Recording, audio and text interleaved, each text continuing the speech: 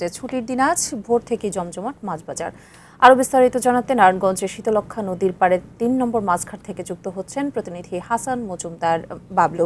বাবলু, জমজমাট মাছ বাজার যেমনটি জানলাম, দামের কোনো দাম নিয়ে ক্রেতা এবং বিক্রেতারা কি বলছেন একটু বিস্তারিত জানাবেন।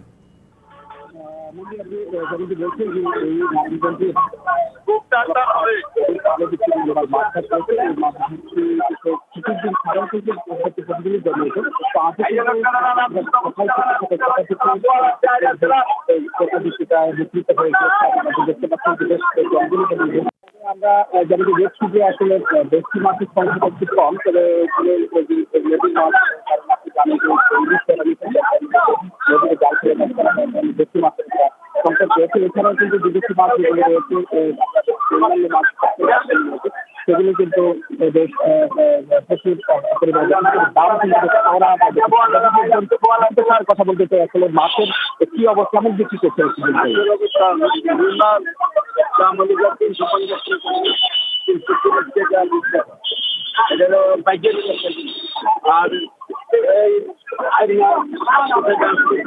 ধন্যবাদ বাবলু আপনাকে।